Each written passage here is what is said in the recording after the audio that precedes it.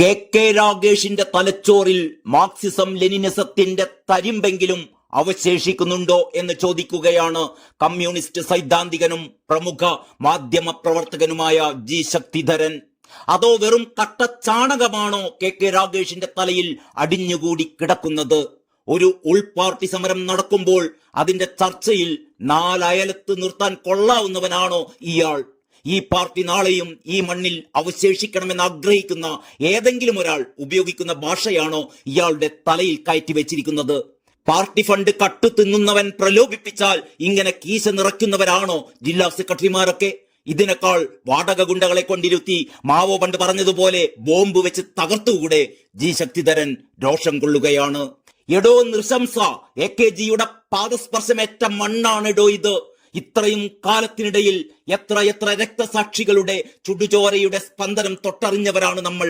വിഡ്ഢിയായ K Ragesh ഇപ്പോൾ വിചാരിക്കുന്നുണ്ടാകും കുഞ്ഞികൃഷ്ണനെ ഒറ്റയടിക്ക് കൊത്തിയിട്ടിരുന്നുവെങ്കിൽ ഈ ശല്യം ഒഴിയുമായിരുന്നല്ലോ എന്ന്. അതിനുവേണ്ടിയാണല്ലോ ഈ ദുഷ്ട പാർട്ടി കൂട്ടങ്ങളെ ഇങ്ങോട്ട് കെട്ടിയെടുത്തത്. ഇല്ല രാഗേഷേ, ഞങ്ങൾക്ക് വേണ്ടി സംസാരിക്കാൻ 1000 നാവുള്ള അനന്തന്മാർ ഇനിയുമുണ്ട്. ഒരു കുഞ്ഞികൃഷ്ണനോടെ ഇത് അവസാനിക്കുന്നില്ല കേട്ടോ.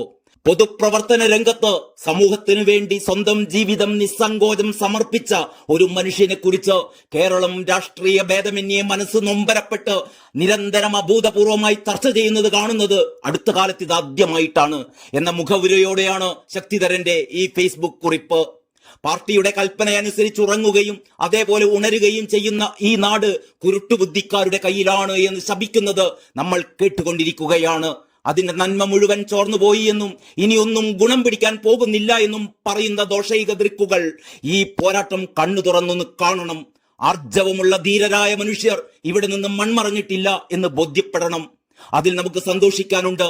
നമുക്ക് വേണ്ടി സ്പന്ദിക്കുന്ന ആ മനുഷ്യരെ നമുക്കെങ്ങനെ കണ്ടില്ലെന്ന് നടിക്കാനാകും? ആ പ്രാണലിലാണ് നമ്മുടെ ആകെയുള്ള പ്രതീക്ഷ. ഇന്നലെ കെ രാഗേഷ് എന്ന പിത്തലാട്ടക്കാരന്റെ ആക്രോശങ്ങൾ കേട്ട ശേഷം മലയാളികൾ സ്വൈരമായി ഉറങ്ങിയിട്ടുണ്ടാവില്ല. ഒരു കാളരാത്രി. സർവകലാവല്ലഭൻ എന്നാണ് ഒരു IAS രാഗേഷിന് ചാർത്തിക്കൊടുത്തിരിക്കുന്ന കിരീടം. ആ കവിത്വം വിളഞ്ഞാൽ പുലരാത്ത ഒരു രാവുമില്ലല്ലോ. അതും ഒരു കോൺഗ്രസ് നേതാവിന്റെ കെട്ടിയോൾ കൂടിയാണത്. നമ്മൾ പൊന്നുപോലത്തെ കുഞ്ഞികൃഷ്ണന്മാരെ മാറോട് ചേർത്ത് പിടിച്ചിട്ട് ഈ നാട് നശിച്ചു പോയല്ലോ എന്ന് എങ്ങനെ നമുക്ക് പരിതപിക്കാനാകും?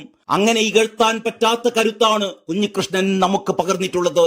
പന്തടിച്ച് കയറ്റും പോലെയാണ് പ്രായത്തെ പോലും കൂസാതെ കുഞ്ഞികൃഷ്ണൻ പൊരുതി മുന്നേറിക്കൊണ്ടിരിക്കുന്നത്. സമൂഹം അതിനർഹമായ വില നൽകുന്നുണ്ടോ എന്നത് സംശയമാണ്.